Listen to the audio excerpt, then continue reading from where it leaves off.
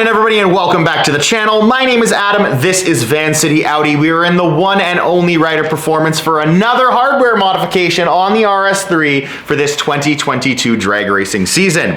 What we're going to be installing today is the Snow Performance water methanol injection kit. Now, I never thought I was ever going to do water meth on this vehicle, and I'll tell you why really quickly. Back in 2016, I purchased a 2016 Audi S3.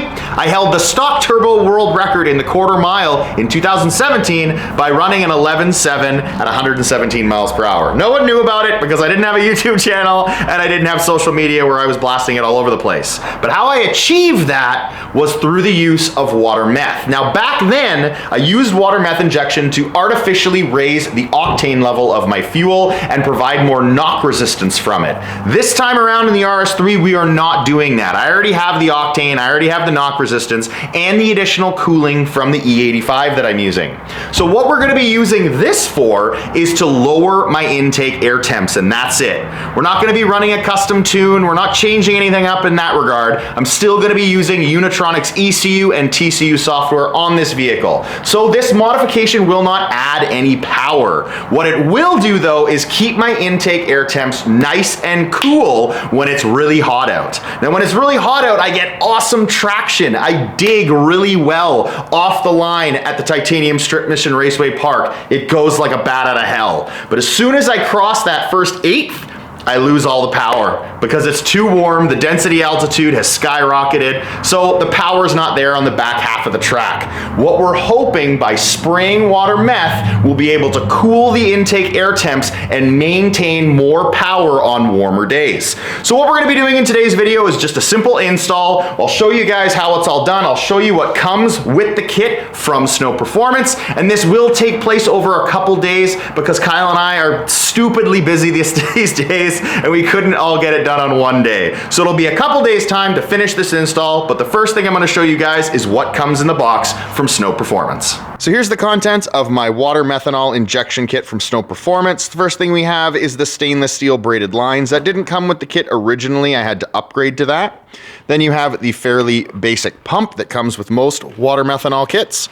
Then we have a bag full of all of the different things that Kyle's going to need for this install. I'm not going to go through the whole thing, but I will show them as we go through the install.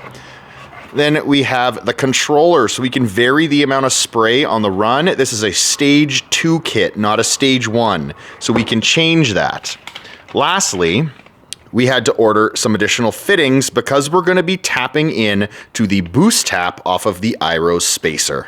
So the final thing I'll mention before the install is you may have noticed I did not purchase a reservoir, an external reservoir that we can put the water methanol solution in, because we're going to be using the washer reservoir that's already installed in the car. We didn't want to put an external tank in there when we already have one built in. So we're going to keep that plumbing, and Kyle is going to tie the system into that. Let's get to the install. So the first thing we're figuring out is the placement of the pump. We're thinking we're gonna go in behind and underneath the air box. As you guys can see, Kyle has manufactured this aluminum plate which connects on top of the plastic piece that holds your air intake in place.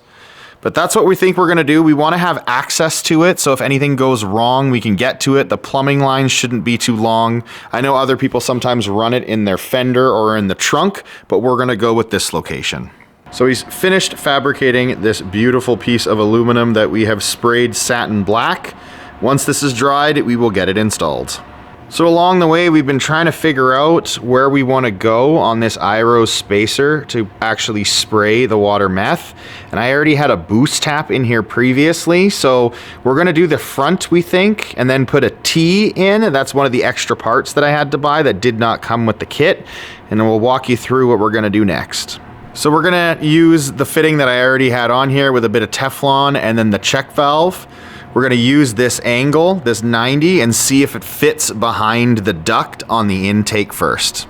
So another piece of Teflon and then an additional fitting which leads to the shortest stainless steel braided line. We think that'll actually work perfectly for where we are putting the pump. And I forgot to mention that we are going to be using the Snow 4. That's what it said on the nozzle, the smaller nozzles out of the 2 that come with the kit. So Kyle has now removed the entire fender liner. We were having a bit of an issue, so he just took out the whole thing. And there is the reservoir for the window washer fluid. That is what we're going to be using for our tank. This was definitely the dirtiest part of the job. We had to pull out that reservoir, and in turn, we had to empty all of the window washer fluid that was in it. But it didn't just come out easily and pour out nicely. It went all over the ground. We caught as much as we could in the process, though. So with the reservoir completely removed from the car, this is what you have. That's what it looks like in the car. And this is the plastic support that holds it up. What Kyle has done is he's removed a piece of that support, as you guys can see right there. The reason why he did that is so he can put a fitting on the bottom of it, and that can run directly to the pump.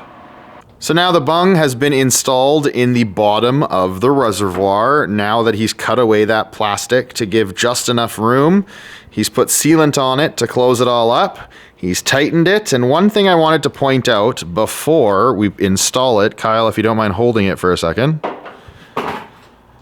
is a cool thing about using your in-car reservoir is it has a level sensor built into it already.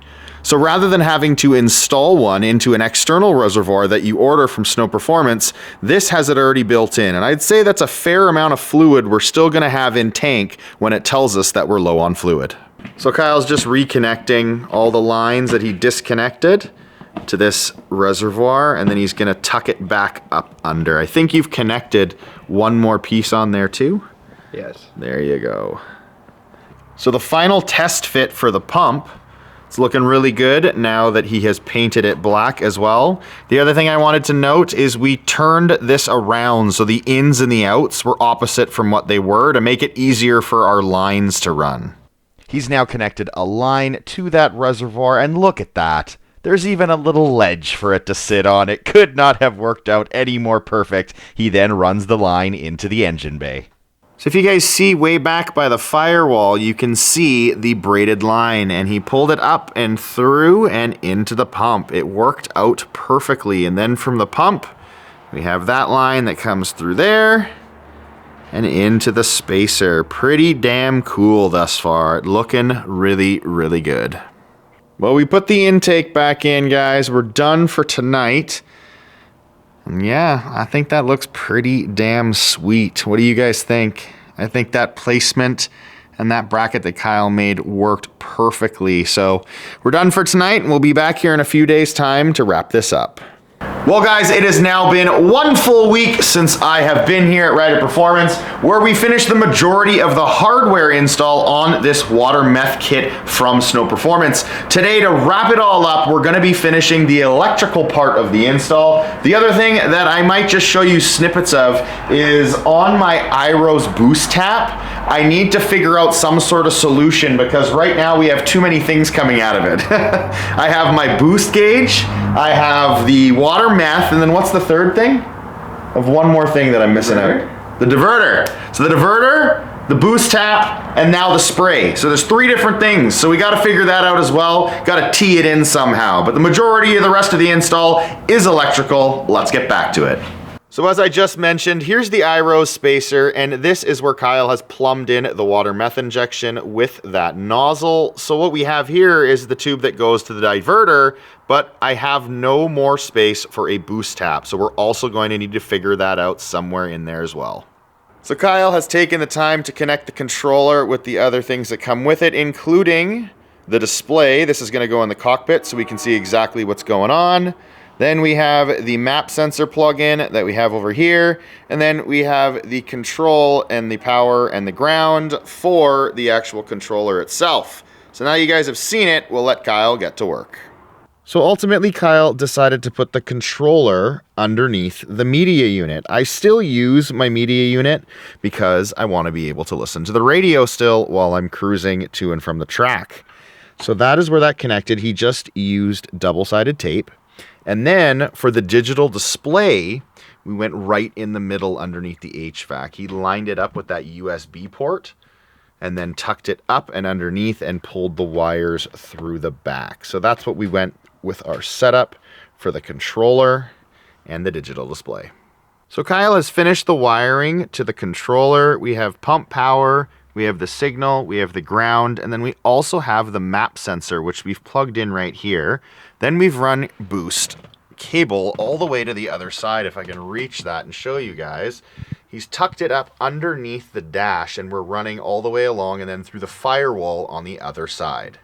So from the driver's side, this is what it looks like. You can see the cables coming through, and then they run all nice and neat along that ledge, and then they tuck up and underneath there. Really hard to see right now. I'm trying to do the best I can to get the camera in there, and then it all pokes through the firewall and into the engine bay. So Kyle was up to no good while I was drinking my protein shake. He connected this and I didn't see him. Not all of those wires go through to the engine bay. You need switched power for this, so he tied it into the fuse panel underneath the dash. So I'll give you guys a quick walkthrough now that the interior is done. There is the controller with all of the wiring done and tucked nicely in behind. Then we come over here and we have power now. Look at that. That looks freaking badass. So that is the electronic gauge that I'm going to be able to see. And then over here, it's all nice and neat now, all tucked up and underneath. If you guys are wondering, you're not familiar with the channel, that is my Syvex Haldex controller. Gives me power to the rear. So that's already been put there. We popped off that panel. Now it's put back on, but that is the install all done. That looks pretty sick, guys. I'm excited. So Kyle has locked it down, installed the boost line through the firewall. There you can see it run up, and he ties it in to the diverter line. Looks pretty cool. He put a T in there so it's equally tied in to there, and then it goes in to the spacer. Now the only thing we're missing is I don't have my boost gauge connected anymore, so we still have to figure that one out. But for the purposes of what we're doing today, this is the way it's wrapping up. But it looks pretty damn sick. Tied in really nicely. Goes back through there with this big old pump. Looks wicked. So for the water meth solution, I've chosen Boost Juice. That's also a product from Snow Performance. It's a mixture of methanol and water already pre-mixed and ready to go. And then it's just as easy as filling up your reservoir like you would your window washer fluid. There you go, guys. Installation is complete.